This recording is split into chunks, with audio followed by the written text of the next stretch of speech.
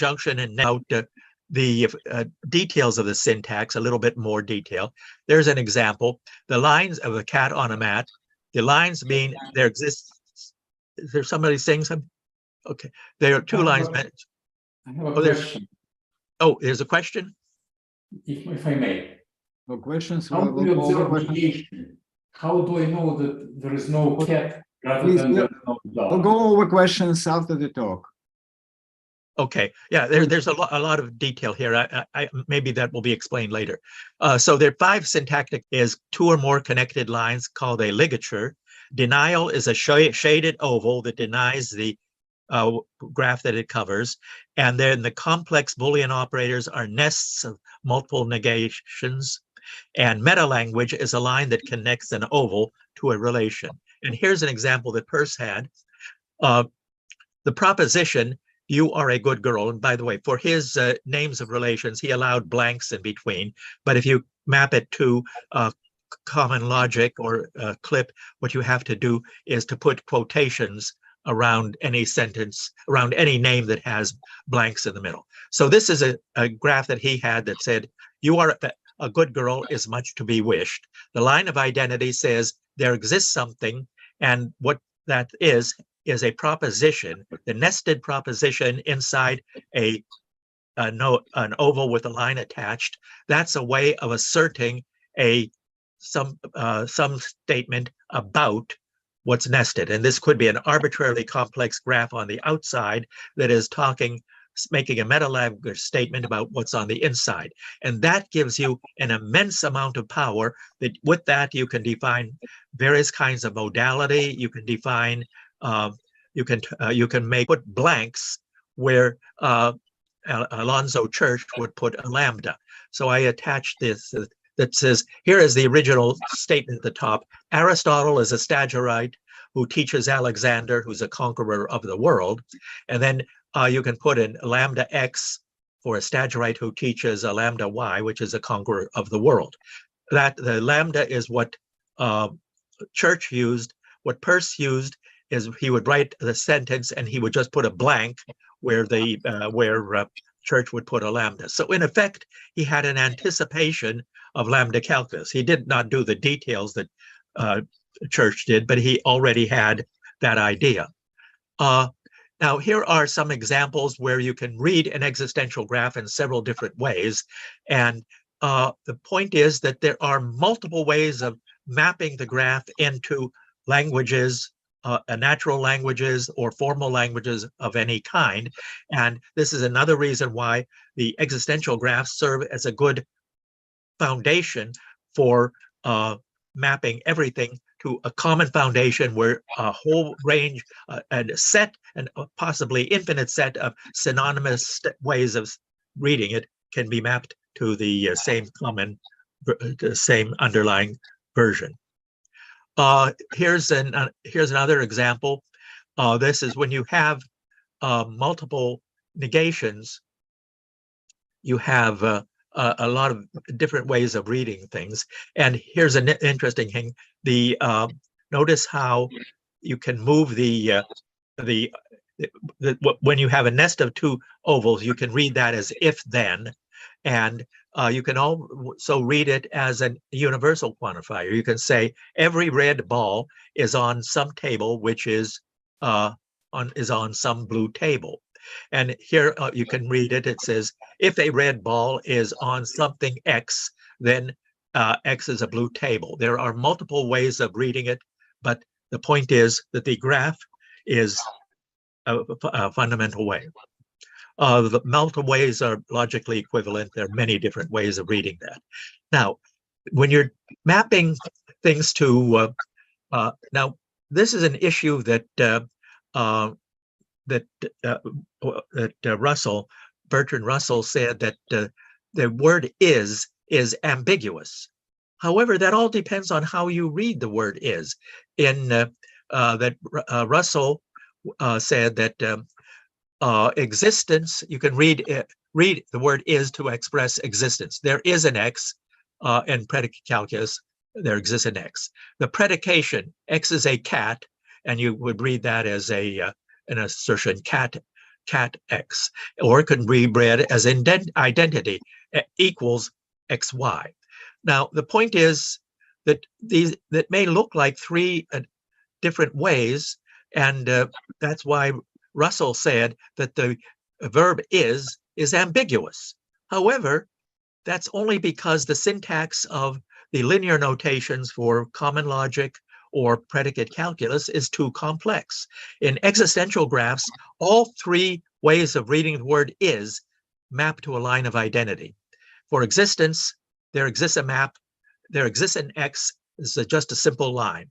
For predication, X is a cat, that's a line attached to a symbol that says cat. And for identity, X is Y, that's a ligature that links two lines together. And I put it, first allows a dot, you can put a dot there if you wish to show where the two lines link. And so that's X is Y. All three ways of using the word is map to a line of identity. That's another good reason for saying that the existential graphs are a more fundamental notation than predicate calculus. And as Per said, existential graphs are more iconic than predicate calculus. And he should know, he invented the notation that Peano adopted and everybody uses today. So he invented the algebraic notation, but he says that the existential graphs, which he later invented, shows the relationships more clearly and directly. Now, Hans Kamp is a linguist who who observed that predicate calculus does not have a simple mapping to and from natural languages. And he had lots of examples, and I don't have time to read all of them, but that's a point that Hans Kamp made, and he invented his own notation for discourse representation structures. So here's an example. Peirce and Kamp independently chose isomorphic structures for representing logic. Anything that Kamp wrote can be mapped directly to an existential graph. However, existential graphs are more general, so there are things that you can say with EGs that cannot be said with DRS. So here's the example of donkey sentences. These were used by the scholastic logicians in the Middle Ages, and they had a lot of sentences about asinos, pulcher asinos, the beautiful as, pulcher et fortissimus, beautiful and strong. And they also had these sentences about a farmer, if a farmer owns a donkey, then he beats it. There is the statement in an existential graph, and the negative, in the shaded area, it is false that there is a farmer who owns a donkey and does not beat it. And in a DRS structure, it's the same basic way. There's an X and a Y. Farmer X owns XY, donkey Y, and beats XY. And also, Kamp does not use a notation for and. Everything in a box is anded together. And he uses an arrow for an implication rather than this. But there's a one-to-one mapping between them. And here are some more examples by these are examples by Hans Kamp. And so he has an example. There exists an X with Pedro X and Farmer X in an existential graph that just says Pedro, just a line of identity that links Pedro and Farmer. And then the next DRS says there exists a Y and there exists a Z, owns YZ and donkey Z, and an existential graph that says there exists something which owns something which is a donkey. And then when you combine them by connecting lines of identity or merging the boxes in DRS, and so this is an operation in which you take the owns and link that in a ligature to the Pedro. It says Pedro is a farmer who owns a donkey, and there's the DRS notation. So you have identical equivalent operations and the same clip notation. There's the clip notation. And here's another example. This is Hans Kamp and Riley, who said that either Jones owns a book on semantics, Smith owns a book on logic, or Cooper owns a book on unicorns. And here's the existential graph for that. It says there exists something named Jones who owns a book on semantics, something named Smith who owns a book on logic, and something named Cooper, who owns a book on unicorns. And this is the representation for or. And it turns out that this is isomorphic to the discourse representation structure, where they say there exists an X and a Y and a Z, Jones X, Smith Y, and Cooper Z, and then there exists a U, owns X owns U, and book and U is a book on semantics. There exists a V where owns Y V, and V is a book on logic. There exists a W where owns Z W, and a book on logic W. And then in CLIP, X Y Z, Jones X, Smith Y, Cooper Z, or, and all of the options. The point is, here are three isomorphic ways of talking, and Peirce's existential graph is the simplest of all three, the simplest and most readable form of all three. And there it is, an existential graph, a discourse representation structure, and the CLIP notation. So Peirce's rules support the simplest, most general reasoning method ever invented for any logic. And I'll have another proof that compares this to Genson's systems. There are three pairs of rules which insert or erase a graph or subgraph. So these are the rules of interest. There are three pairs. In a negative area, you can insert anything or erase anything in a positive area. That is basic. They iterate and de-iterate. You can copy anything in the same area or a nested area. De-iterate, you can erase anything that you that may have been iterated. And then a double negation, you can insert or erase a double negation, a pair of ovals with nothing between them around anything in any area. Three rules. Those are very general rules. All versions of first order logic can be proved in terms of these, and all the and these are also used in representing higher order logic and modal logics and all. These are, you could add some more rules for those, but the point is, these three very, very simple rules can do everything. And here's an example. Here's that Pedro owns a donkey. Pedro is a farmer who owns a donkey, and it is false that if a farmer owns a donkey that he does not beat it. So every farmer who owns a donkey beats it. Now the words, by iterating, I can take a line of a ligature, a line of identity, and I'm allowed to iterate it by linking or by extending that line into a negated area. And I can also iterate the line for a donkey, and I iterate that into the negative area. And then by insert in a negative area, I can insert a connection between those lines. So basically, this is by inserting and iterating and inserting, I extend the line for Pedro into the negative area, and by the same rules of iterate and insert, I extend that line of identity in there to beats. Now, what I now have is, I have now derived that Pedro is a farmer who owns and beats a donkey, and to simplify this, in a negative area, you're allowed to erase anything. So I'm going to erase farmer, owns, and donkey, and I derive this one, which says Pedro is a farmer who owns a donkey, and then there's this double negation around beats, and I can erase that double negation, and I derive Pedro is a farmer who owns and beats a donkey. That's a proof that that is a proof in by Peirce's rules, and you can. This was an example that was given by of a proof that with discourse representation theory, and it's an identical proof with the DRS or with predicate calculus. You can get the same proof. Now, Peirce's only, but here's another very important point.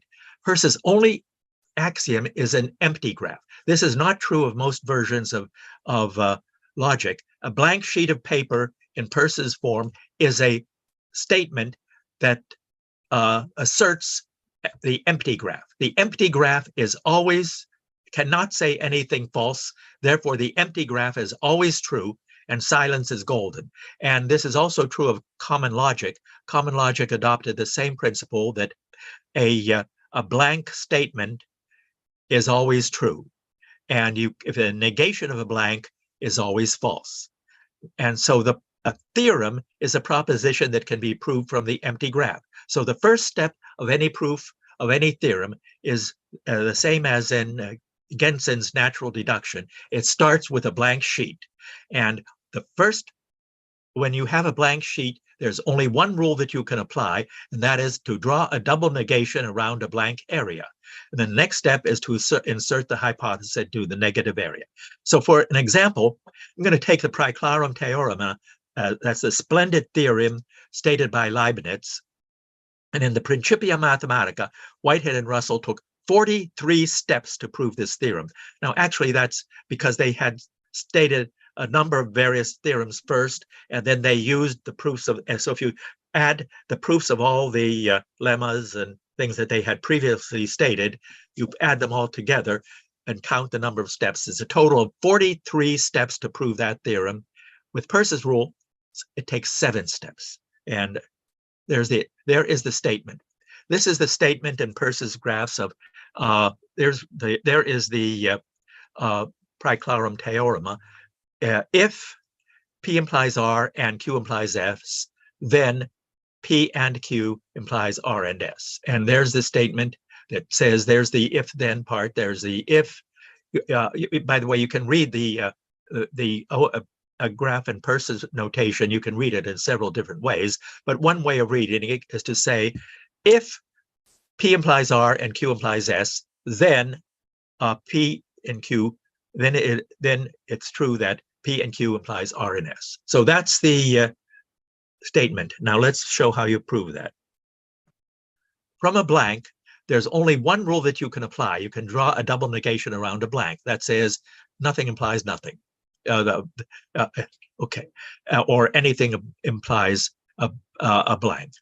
And then by the rule of iteration, that's rule 3i. That's one of Peirce's rules that's the rule of 3i is the rule of inserting a double negation. And by the rule of 1i, that is the first rule is to insert something into a negative area. So we insert the hypothesis, P implies R and Q implies S.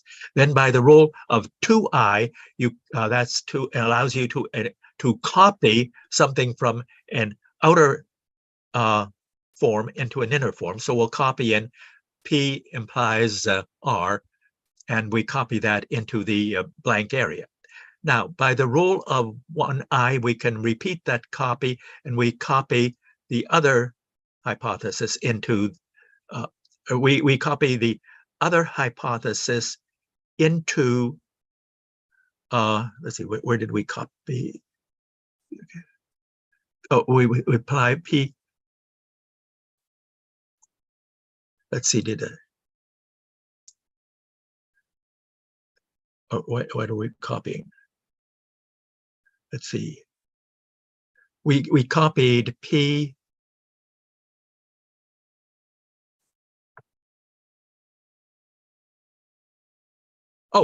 By iterate. Oh, yes. No, we didn't copy anything. We just inserted. That's a rule of inserting. You can insert anything into a negative area. So we just inserted Q.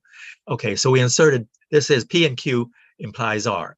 Now, by the rule of the rule of inserting the, now we can do another insertion.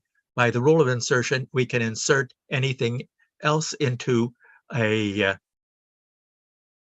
let's see, we can insert, what are we in? Oh, yes, by rule of double insertion, we insert this Q implies X, and we imply that we can copy that into there. So we can copy that into R. So you're allowed to copy anything from an outer area into an inner area. So we apply and copy Q implies X into there. And then we can simplify by the rule of 2E, that's erasing something inside that's outside. So this Q over here there's a Q outside here. There's a Q outside which we are erasing, and so we get P and Q implies R and the double negation of S of Q. And then by the rule of 3E, that's erasing a double negation, we get this. So basically, insert double negation, insert this, insert this whole sequence of insertion. We derive this whole thing in just 7 steps. Now, and by the way to learn how to do things is to look ahead. And when you look ahead, you look to see, first draw the conclusion you want, and then just look at what steps you need to do in order to make your result look like what you want to get to. So you just draw your conclusion that you want to prove, and you just look to see which steps you want to make at each step of the way in order to get that conclusion. Now, another very important point about Peirce's rules is that every one of the rules is reversible in a negative area. So every rule that you can perform in a positive area, you can perform the reverse of that rule in a negative area. These rules are very simple, and they're reversible when you change from a positive area to a negative area. Every rule is reversible. So that means that we can start this proof, we can take this proof starting from a blank by natural deduction, by Peirce's version of natural deduction, we get our conclusion.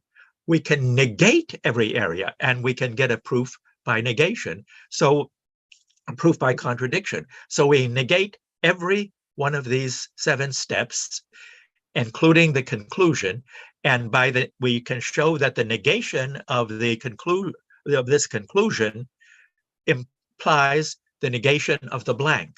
In other words, if we negate every step, we can reverse every one of these rules of inference. And so from the negation of the conclusion, we imply the negation of the blank, which is a contradiction. And so the idea is that a proof in the forward direction by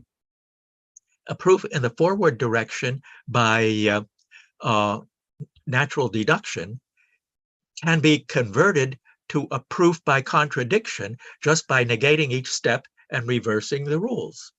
This is a beautiful simplification of what Gerhard Gentzen did many years later. Over 20 years later, Peirce had a simplified form of natural deduction and a simplified form of proof by negation. A very clean and simplified form of what Gerhard Gentzen did.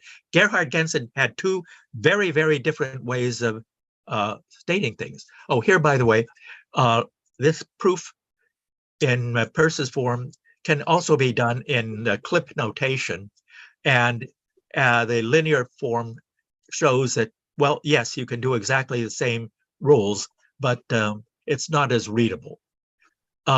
You can prove modus ponens. You can also take all the rules of inference, all the axioms that Gentzen had, all the axioms of Whitehead and Russell. All of their axioms can be proved as theorems in terms of Peirce's rules. So instead of having a large number of axioms, you only have one axiom that is a blank sheet of paper, and everything else can be proved in terms of those very simple rules. So with minor changes, Peirce's rules can be used with many logic notations, including subsets of natural languages.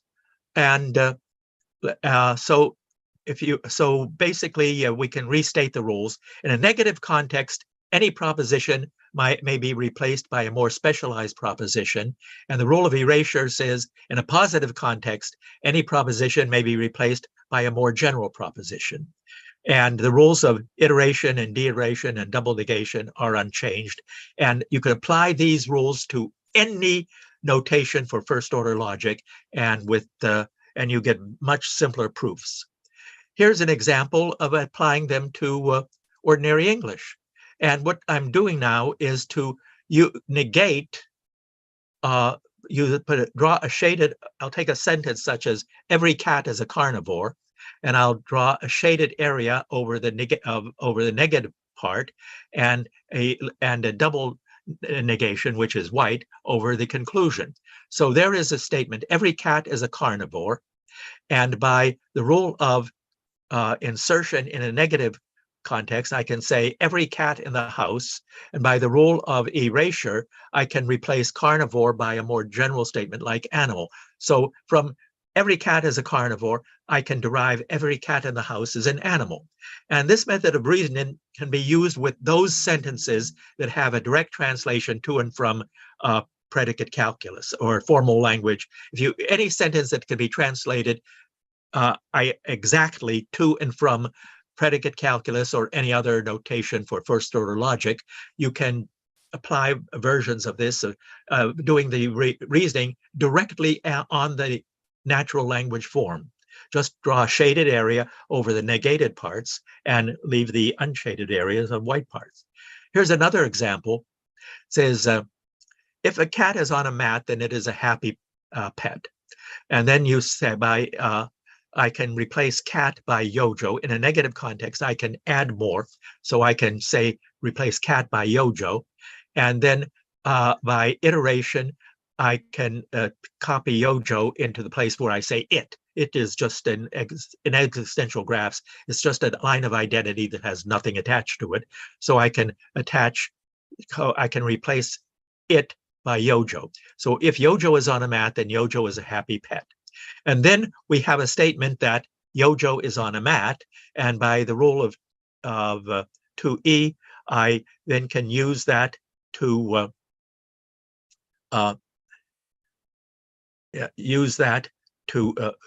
replace this Yojo is on a mat. And since we have by two rules, Yojo is on a mat is on the outside, therefore I am allowed to erase by 2E. I can erase Yojo is on a mat in the shaded area.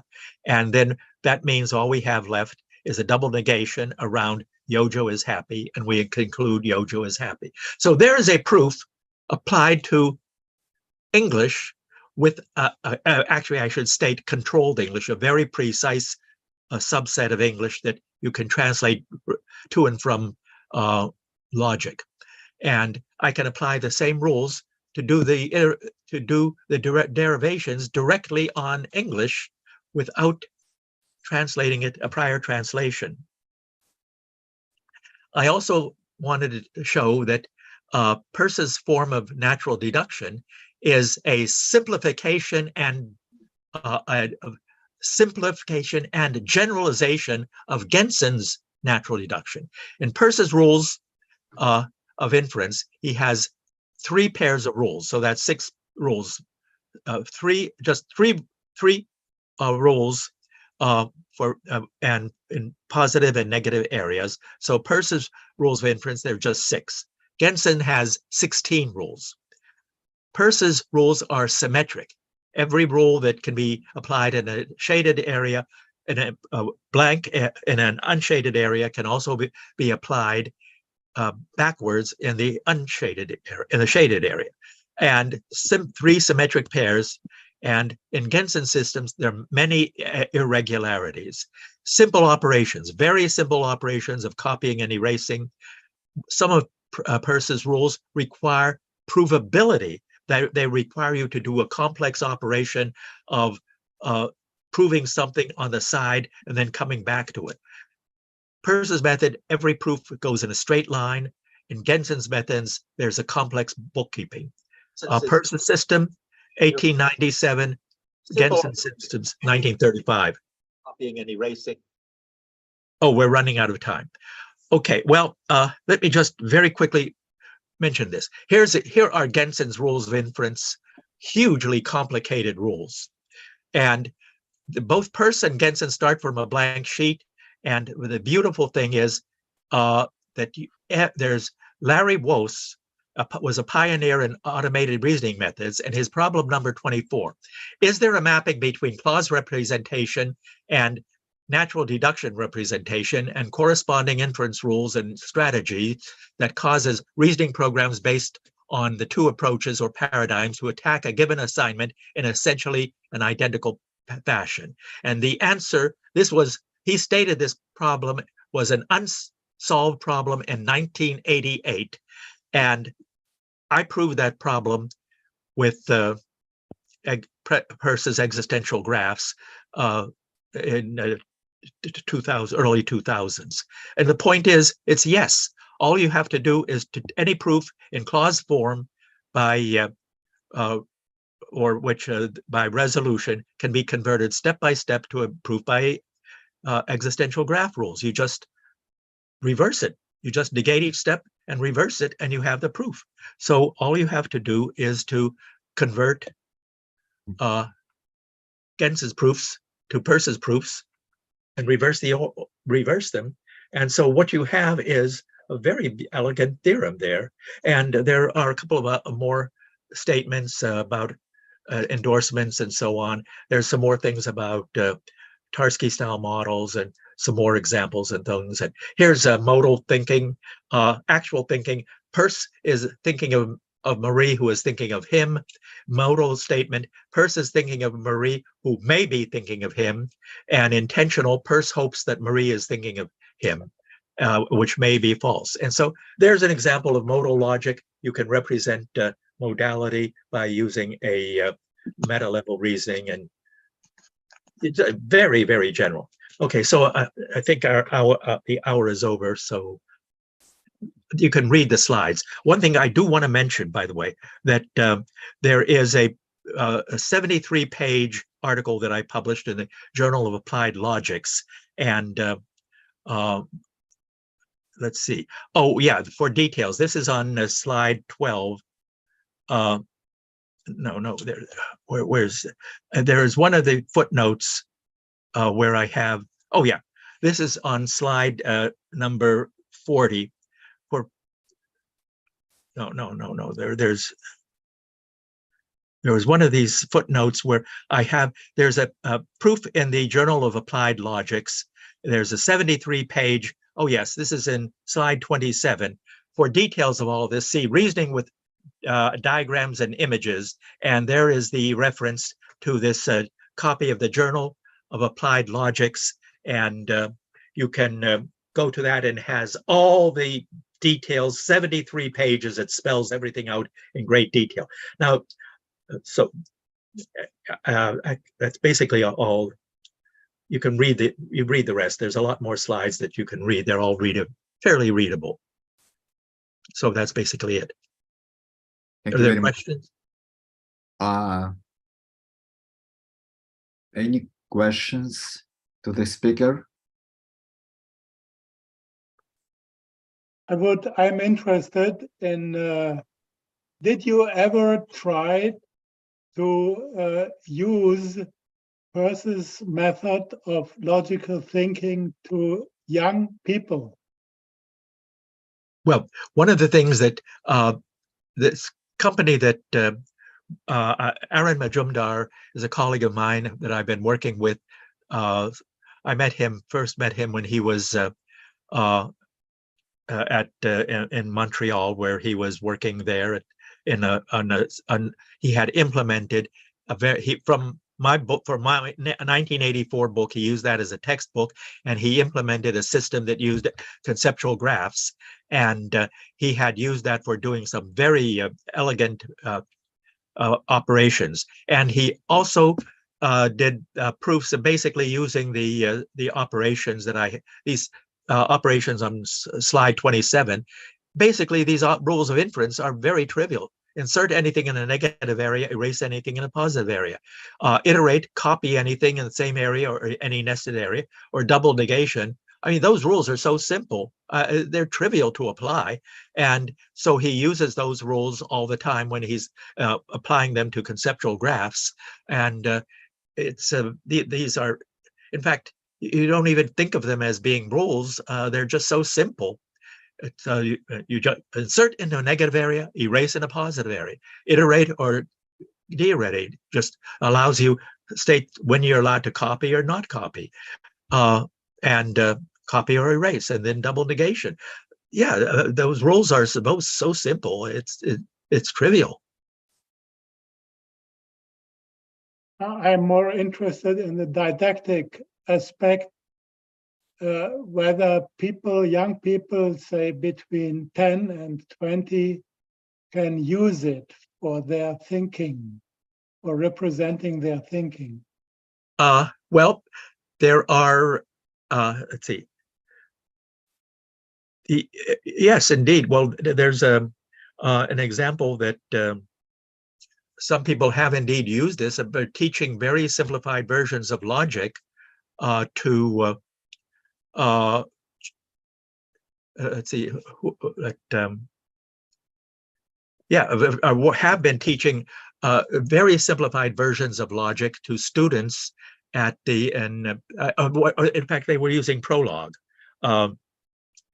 Let's see, I forget the exact reference right now, but they had been teaching Prolog to students at the, I think these were about 13, 14 years old. And they had no problem teaching them simple theorems in Prolog.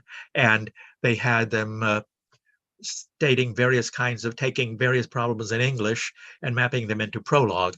And Prolog is a version of logic which can be used very simply for mapping statements in fact, I found this company called VivoMind with Aaron Majumdar, and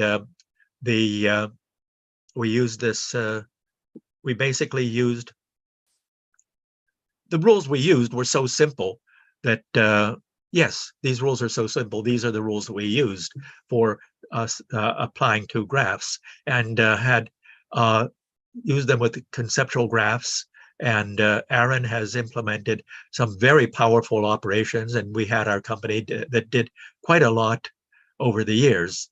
And I think I have some, and the references in the bibliography at the end, there's some references to various things. Yes, we have used that, and we've done a lot more with it than just, yeah. Okay. Yes. Thanks. Any questions? Other questions? You can use a reaction at the bottom of the screen and clicking on raised hand. Oh, so what did you want? No. If anyone wants to ask the question, he or she can click on the raised hand on reaction, open reaction, and click on the raised hand. Okay. Okay. Yes. We have one Chimit. Do I stop the sharing? What do I do? Stop sharing? It's up to you. Maybe people need to refer to your slide.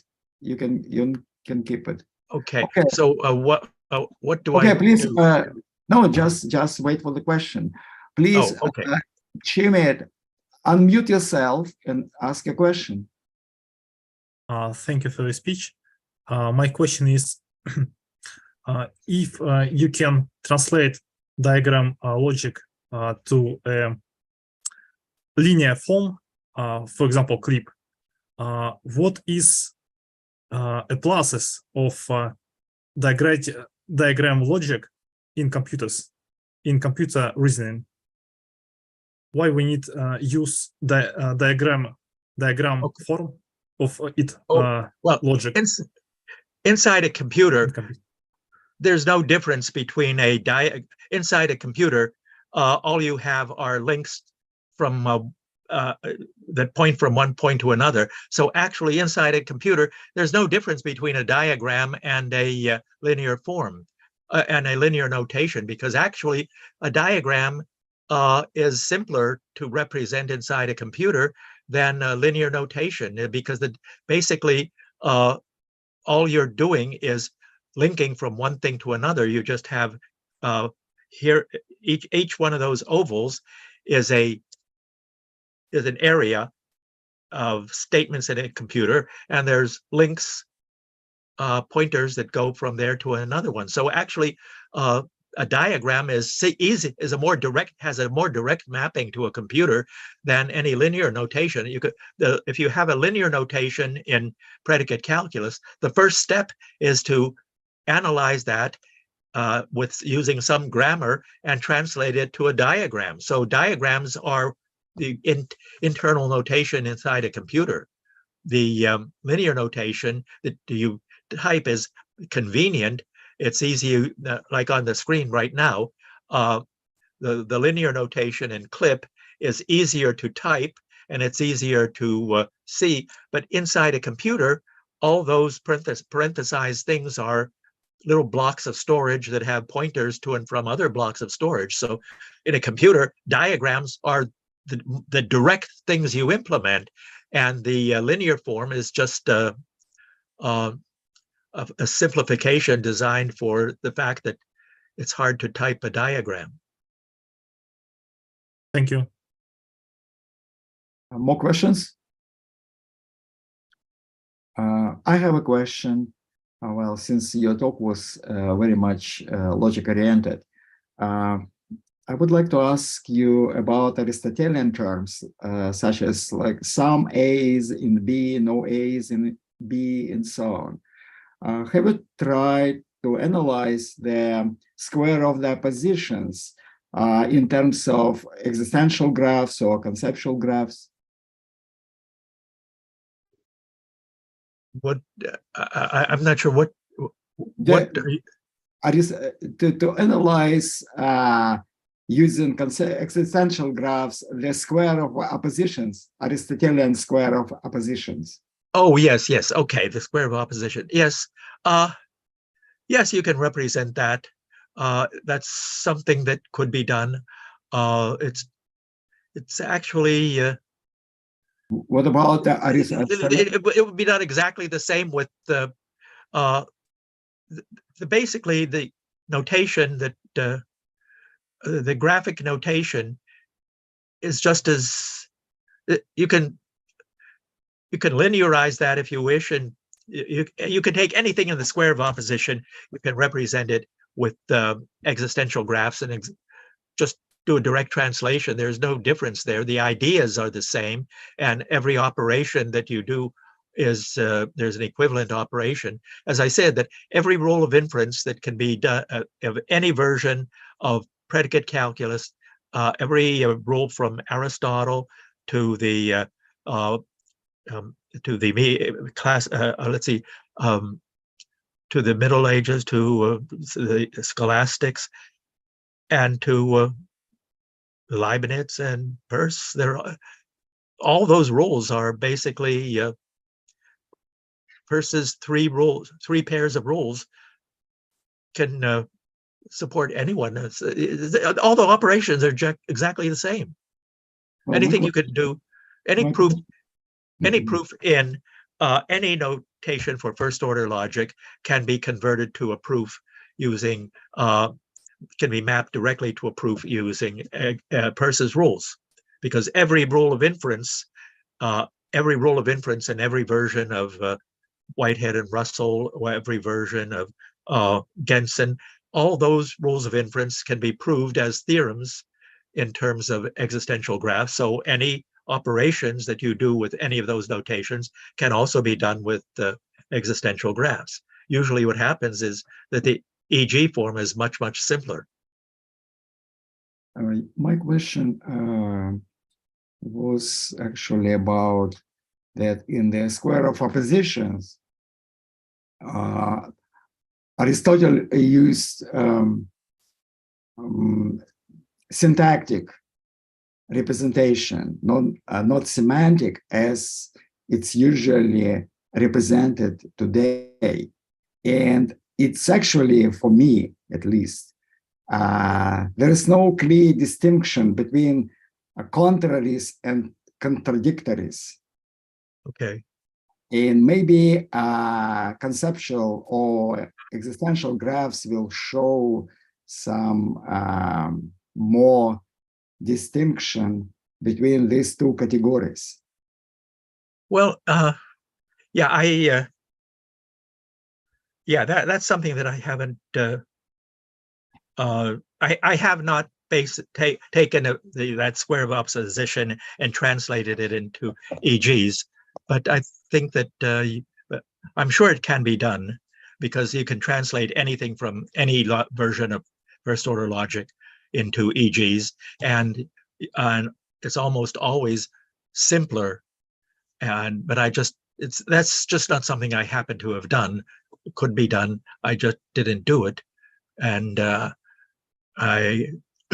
it's a kind of thing that if we were standing at a blackboard or a whiteboard, we could do that translation in 2 minutes. But I haven't. I have not done it myself, but I'm sure that it can be done. And the same relationships can be shown. Any proof that you do with any version of first order logic can be converted to a proof by Peirce's rules, just in the same way that I show how Gensen's methods can be mapped to every proof by Gensen's method can be mapped to a proof by Peirce's method. And that's in that article there's that article in the Journal of Applied Logics, and there's a reference to that in the footnote in one of my slides. Just go to that. It's a 73-page article that goes into spells out all the details in detail. Thank you. Oh yeah. Oh, right. In fact, let's see. One of the things I should mention.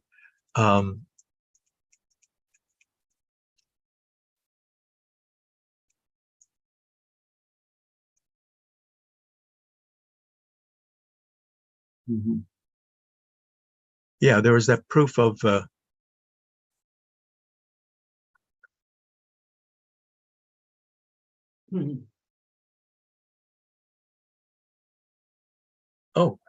there's some things that I didn't copy. Oh, I should have copied them here. Okay, I think I copied them in another version. Oh, wait, there it is. Yes, this is an interesting point. Euclid stated his proofs in a procedural form. His proofs mix imperative statements about what to draw with declarative statements. And to simplify the logic, use only declarative statements. And so here is Euclid's statement of his proposition number 1. This is on slide 57. And it says, on a given finite straight line to draw an equilateral triangle.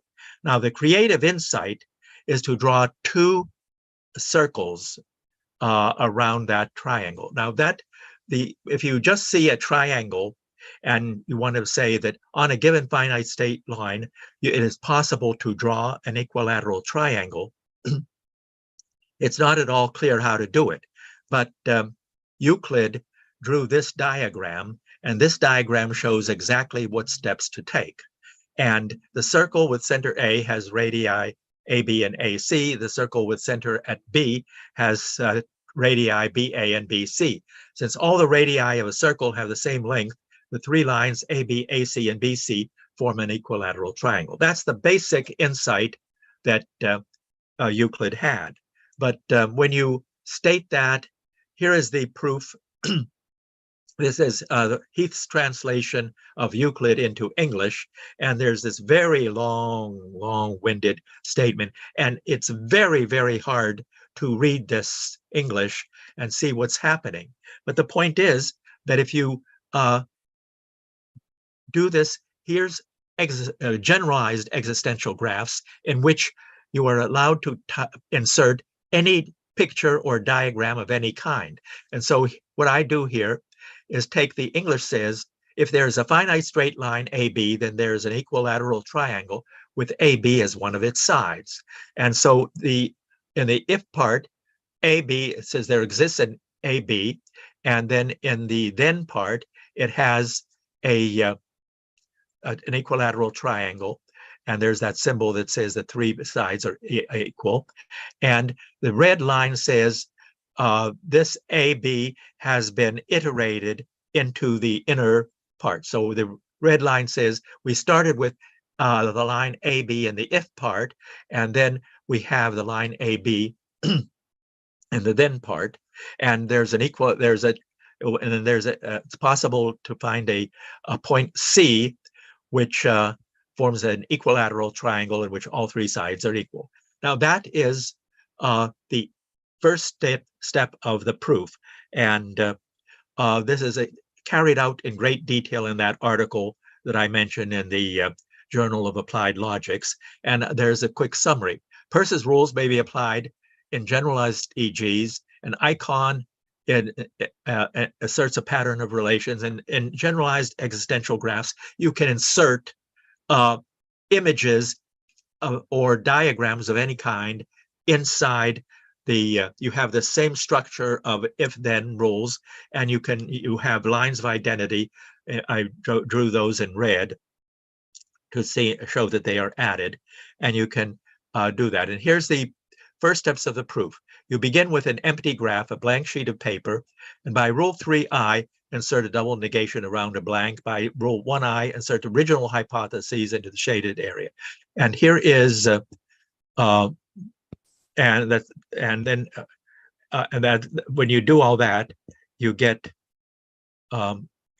this form. Now, then what you do is here is one of the axioms that says that you can this shows that you can copy from one to the other. Now, then so the first step is to copy the line AB into the internal form. That's a rule of one of Peirce's rules. And then Euclid says to describe a circle with any center and distance. Well, what you do is you say, okay, inside the inner circle, Euclid tells me to draw that circle inside. And so I take that previous graph and I draw a circle with one point as the center and the other point on the end. Now, then I do those steps. I take that graph, and then here is the, I draw two circles around AB. That's one of the things Euclid lets me do. And then I have this rule over there, and I apply this if-then rule to say that if you have from there. Okay. It takes more explanation to explain all the steps in the proof.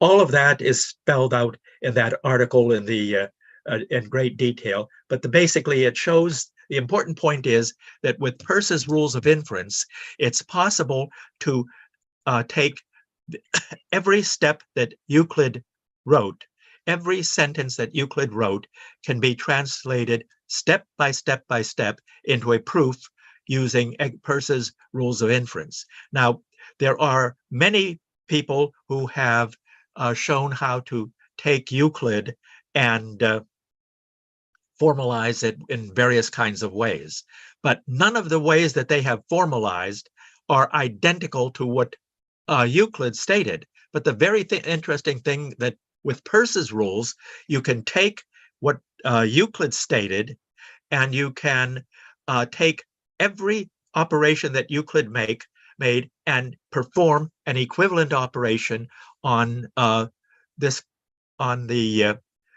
graphs in order to derive the conclusion that Euclid drew. In other words, with Peirce's rules of inference, it's possible to take Euclid, any proof by Euclid. Now, there are a lot of proofs that by Euclid that are not quite correct, but proposition 1 is absolutely correct. And you can take every sentence in Euclid and perform some operation on the existential graph that is an equivalent operation, and it will give you the final proof. So in other words, with Peirce's rules of inference, you can map Euclid exactly line by line. There's many publications and various versions of logic in which they show that which they prove Euclid's proofs, but none of them do it exactly in the same steps that Euclid did. With Peirce, you can do that. You can take Euclid's line by line and translate that into the proof, and that's carried out in that article that I cited. It's in the that's in the Journal of Applied Logics, and that article is 73 pages, and it goes through exactly step by step by step by step. It shows every step that can be done with Peirce's rules and also with CLIP. Now, actually, the notation I used in there, I used existential graph interchange format because that's a slightly different. It's a more complex notation than clip. Clip is a simplified notation that looks very similar to predicate calculus, and EGIF is a more complex notation, but it's line by line equivalent, and all of that is specified in full detail. You can just go through that, and it shows exactly how to do it. Now, as far as that, I'm good. Okay, go ahead. You finish? More questions, and there is a request in chat if slides will be available. Oh yes, I sent a copy of all these slides. I sent them to Alexei yesterday evening, and he can make them available. Okay, thank you. More questions? No more questions? Okay, let me thank our speaker. In fact, what I Yes. would recommend, you have my permission to post all of the slides on your website, wherever you want to post them. Okay. And then anybody can download them, and send me a note of where they're posted so I can just mention it to anyone else. Yeah, they will be posted on a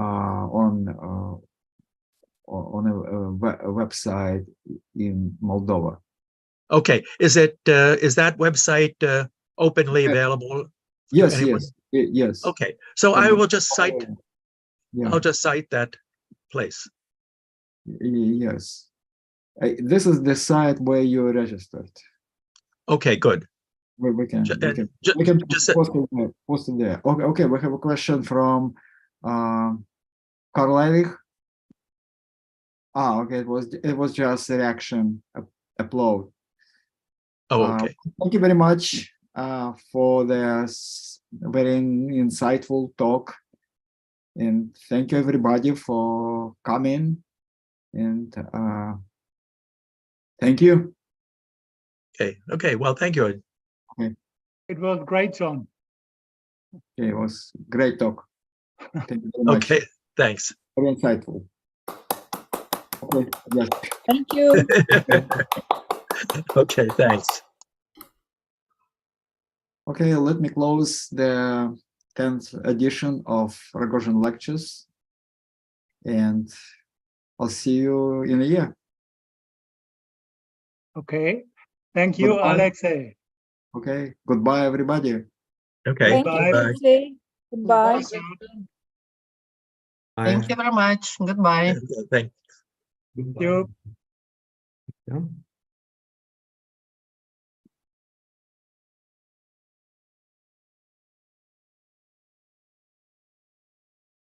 Dimitri, all the best to you and your colleagues. Thank you, Karl-Erich. Okay. Darmstadt. Thank you. Ontology and Concept Analysis Society. Okay, I will tell them. All the best to you. Thank you. Ciao. Okay, so long. Ciao. Ciao, John. Yes, bye-bye. Bye-bye.